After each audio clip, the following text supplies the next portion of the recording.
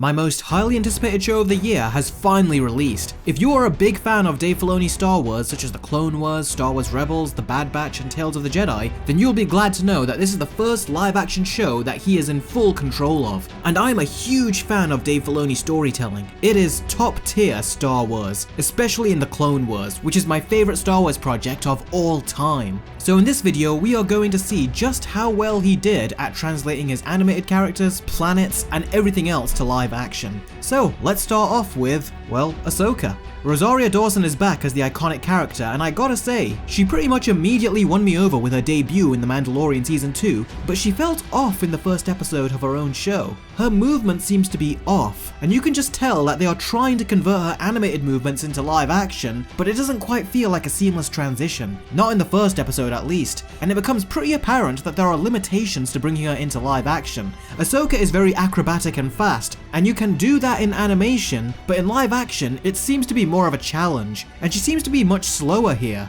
That said, there are still really good stuff to come out of the transition. The action, for example, is full of Ahsoka's signature moveset from the animated shows, as well as some extra choreography she added to them as well, given that this takes place years after those. And her technique has improved. And by the way, this was so badass.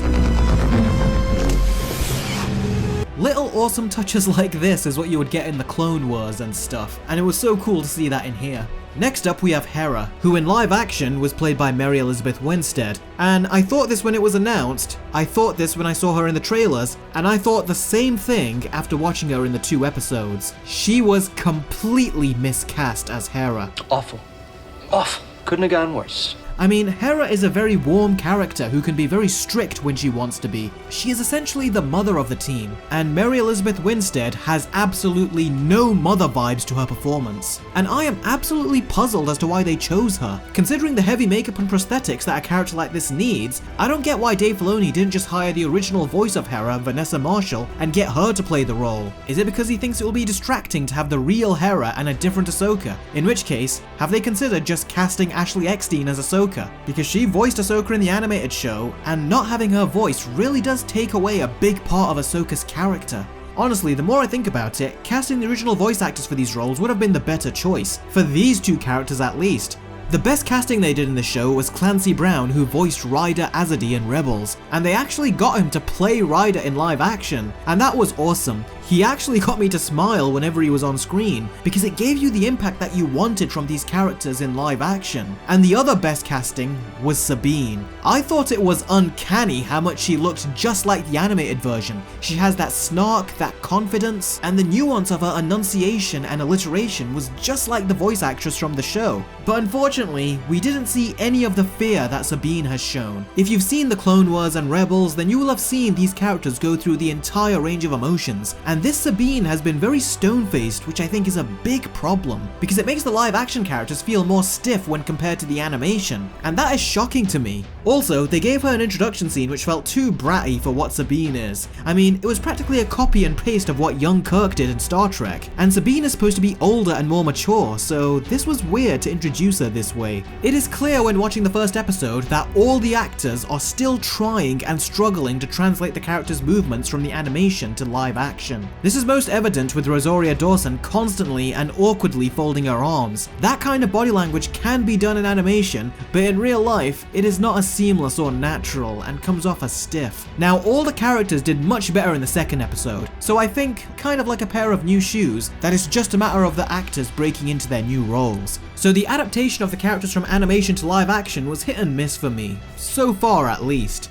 If anything, the translation from animation to live action that I found the most fun and really beautiful to watch was the planet of Lothal. I finally finished watching Rebels one day before the show dropped, and to see Lothal's long bridge, Ezra's home, and just the city free from the Empire's control in live action was really nice to me. I had a big smile on my face anytime we saw the city, and I was watching it on my 4K projector, which made it all the more immersive an experience. And seeing Chopper in live action, they got him down to a T.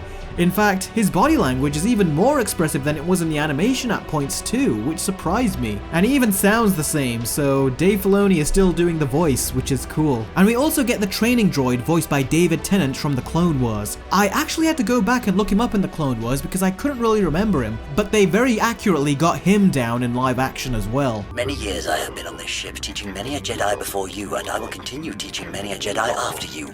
Call me what you want, but inside my memory banks, I contain a record of every lightsaber ever made, and the Jedi who fashioned them. We only get to see a bit of Ezra through a hologram, and the actor does a good job at mimicking his voice and body language, and from the little bit I can vaguely see of him, he actually looks the part as well. But we'll see how he looks as the show continues. The same for Admiral Thrawn, who is also played by the same actor that voices him in Rebels, that being Mads Mikkelsen's brother, Lars Mikkelsen, who plays Magnussen in Sherlock Series 3. That was a perfect voice for this character, really it was. We also have a Night Sister, and if you've seen the Night Sisters in the Clone Wars, they look demonic, but in the show, they look more human. At least this one does. I don't know if they're going to give her a transformation later, but aside from the green smoke powers, she doesn't look like the Night Sisters of old. And I found this actress's performance to be very weird. Whereas everyone else is acting like they're in a movie, it just felt like she was performing rather than embodying whatever alien this character is supposed to be. So hopefully she gets better in the later episodes,